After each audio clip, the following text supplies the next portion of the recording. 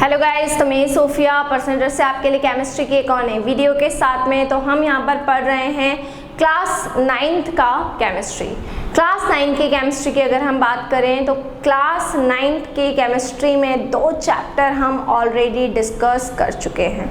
अब यहाँ पर हम पढ़ने वाले हैं हमारा चैप्टर नंबर 3rd। हम हमारा 3rd चैप्टर यहाँ पर पढ़ने वाले हैं। तो चैप्टर नंबर 3rd में आपका चैप्टर है एटम्स एंड मॉलिक्यूल्स। इसके पहले मैंने एक टॉपिक पढ़ा दिया है, पहले आप वो पढ़ लें, उसके बाद में ये वाली वीडियो देखें। हमारा फर्स्ट टॉपिक है एटम्स एंड मॉलिक्यूल्स का law of chemical combination. Law of chemical combination की अगर हम बात करें तो 2 लॉज हमको पढ़ना है। आपके सिलेबस में 2 लॉज है, law of conservation of mass and law of constant proportion. Law of conservation of मास मैंने प्रीवियस वीडियो में आपको पढ़ाया था। अब हम यहाँ पर पढ़ने जा रहे हैं लॉ ऑफ कांस्टेंट प्रपोर्शन। ठीक है, बात करते हैं यहाँ पर हम लॉ ऑफ कांस्टेंट प्रपोर्शन की कि क्या होता है, इसका मतलब क्या होता है लॉ ऑफ कांस्टेंट प्रपोर्शन का।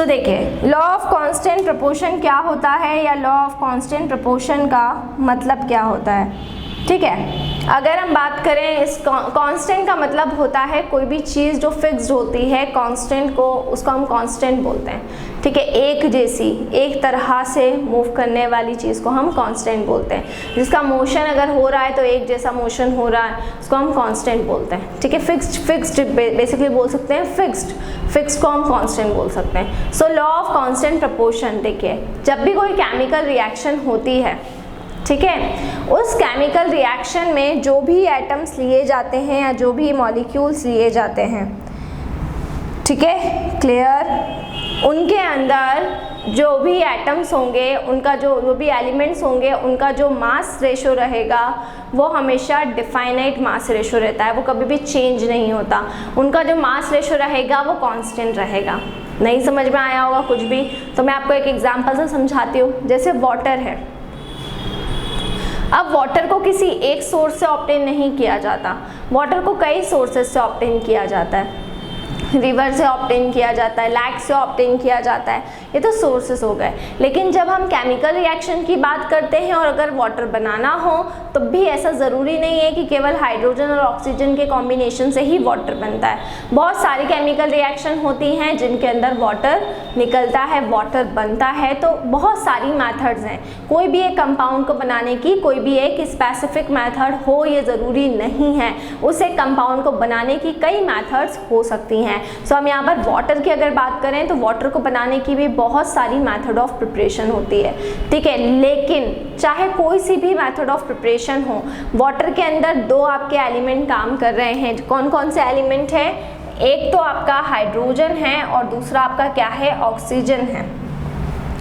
ये 2 एलिमेंट हैं वाटर के अंदर। ठीक है, हाइड्रोजन और ऑक्सीजन जो मिलके वाटर को बना रहे हैं। ठीक है, अब आप कोई सा भी केमिकल कंपाउंड ले लें, कोई सी भी केमिकल रिएक्शन ले लें, सब में जो वाटर का रिमूवल होगा वो इसी तरीके से होगा, H2O के फॉर्मेशन में ही होगा। और इसका जो मास रेशो है, इसमें हाइड्रोजन और ऑक्सीजन के दोनों का जो इंडिविजुअल मास रेशो है वो भी कैसा रहेगा, वो भी सेम रहेगा। जैसे यहाँ पर हाइड्रोजन आपके कितने हैं, यहाँ पर हाइड्रोजन है आपके 2, यहाँ पर हो जाएगा 2।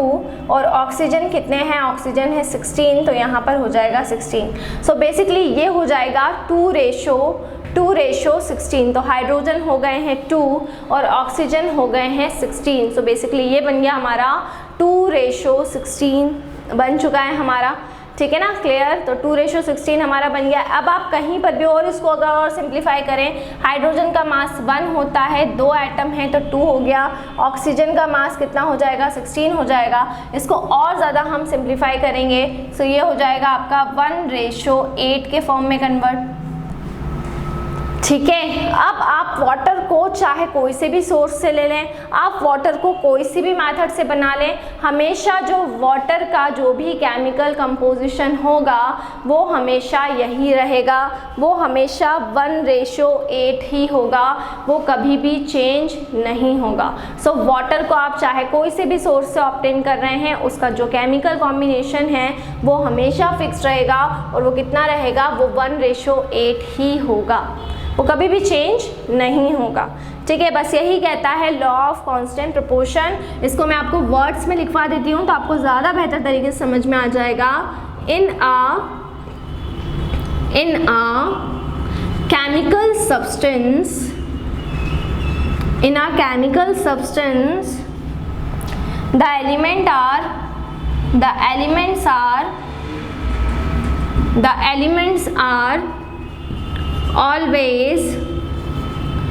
elements are always present in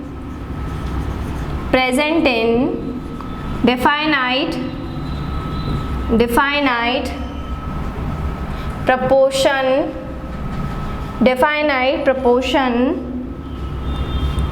by mass।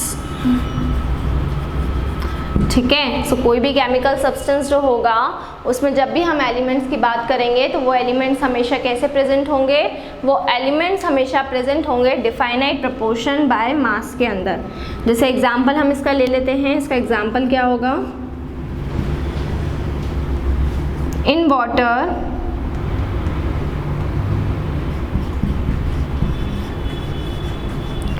के अंदर, ठीक है, in water the ratio of the mass of hydrogen,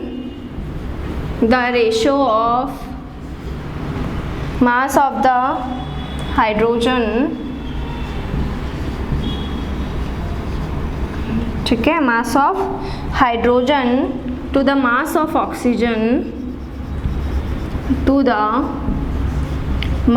oxygen, ठीक है, ऑलवेज 1:8, ऑलवेज देख लो इधर, always H2O, so which is 2:16 और 1:8। ठीक है, सो जब भी कोई केमिकल सब्सटेंस रहेगा उसमें जो भी एलिमेंट्स प्रेजेंट है वो एलिमेंट्स हमेशा definite proportion of mass by mass में प्रेजेंट रहेंगे। उनका जो मास रेशो रहेगा वो मास रेशो फिक्स रहेगा, वो मास रेशो कभी भी चेंज नहीं होगा। सो वो जो भी मास रेशो रहेगा वो कभी भी चेंज नहीं होगा। जैसे वाटर की अगर हम बात कर रहे हैं, सो वाटर के अंदर क्या होगा, जो मास ऑफ हाइड्रोजन है वो मास ऑफ ऑक्सीजन के हमेशा फिक्स रेशो में रहेगा। वो चाहे किसी भी केमिकल कॉम्बिनेशन से बनाया जाए, किसी भी सोर्स से ऑब्टेन किए जाएँ, उसका जो भी सोर्स है, जो भी मास रेशो है वो 1:8 रहेगा, चाहे उससे कहीं से भी लिया जाए तो उसका हमेशा जो मास रेशो रहेगा वो 1:8 ही रहेगा, फिक्स मास रेशो रहेगा। सो 1:8 इज़ द फिक्स मास। ठीक है, सो लॉज ऑफ केमिकल कॉम्बिनेशन, ये दो आपको पढ़ना है, एक है लॉ ऑफ कंजर्वेशन ऑफ मास और दूसरा है लॉ ऑफ कांस्टेंट प्रोपोर्शन। अभी आपको सिलेबस में ये दो ही लॉ ऑफ केमिकल कॉम्बिनेशन दिए गए हैं, लेकिन जब आप आगे 11th स्टैंडर्ड में जाएंगे सो आपको और दूसरे जो भी लॉज हैं वो भी वहाँ पर आपको मिल जाएंगे। सो अभी आपको केवल ये दो ही केमिकल कॉम्बिनेशन में पढ़ना है। सो एक स्मॉल रिवीजन कर लेते हैं हम यहाँ पर लॉज ऑफ केमिकल कॉम्बिनेशन का। देखिए, दो लॉज होते हैं, law of conservation of mass आपको देखना है और law of constant proportion. Law of conservation of mass ये कहता है mass can neither be created nor be destroy during any physical or chemical change, it can only converted into one form to another form. Mass को ना ही create कर सकते हैं ना ही destroy कर सकते हैं, उसको केवल एक फॉर्म से दूसरे फॉर्म में कन्वर्ट कर सकते हैं। वैसे ही अगर हम बात करते हैं लॉ ऑफ कांस्टेंट प्रोपोर्शन की, so law of constant proportion क्या कहता है, in a chemical substance the elements are always present in definite proportion by mass. किसी भी केमिकल सब्सटेंस के अंदर जो एलिमेंट प्रेजेंट होते हैं वो हमेशा डिफाइनाइट प्रोपोर्शन बाय मास के फॉर्म में प्रेजेंट होते हैं। जैसे कि वाटर का, जब भी आप किसी भी केमिकल रिएक्शन में वाटर को बनाएं, उसका जो मास रेशो रहेगा वो हमेशा फिक्स्ड होगा, वो हमेशा 1:8 होगा। सो ये दोनों टॉपिक आपको बहुत अच्छे से पढ़ना है। नेक्स्ट वीडियो में मैं आपको, क्योंकि ये दोनों लॉज के बाद में आई थी, atomic theory, first atomic theory जिसको हम कहते हैं डाल्टन्स एटॉमिक थ्योरी। तो डाल्टन्स एटॉमिक थ्योरी को हम नेक्स्ट वीडियो में क्या करने वाले हैं, प्रोसीड करने वाले हैं। डाल्टन्स एटॉमिक थ्योरी हम नेक्स्ट वीडियो में पढ़ेंगे। सो इसी तरह से जुड़े रहिए हमारे साथ में, वीडियोस को लाइक करते रहिए, चैनल को सब्सक्राइब करना ना भूलें। कोई भी डाउट, कोई भी क्वेरी हो उसे आप कमेंट बॉक्स में डाल सकते हैं। और अगर आप हमसे ऑनलाइन होम क्लासेस पढ़ना चाहते हैं तो हम आपको ऑनलाइन होम क्लासेस की फैसिलिटी भी प्रोवाइड कर रहे हैं। हमसे ऑनलाइन होम क्लासेस पढ़ने के लिए डिस्क्रिप्शन में जाकर सारी डिटेल्स ले लें और हमसे कांटेक्ट करें। घर पर रहें, सुरक्षित रहें, बाहर ना निकलें, बहुत ज़रूरी हो तो ही बाहर निकलें। Stay home, stay safe. Thank you so much.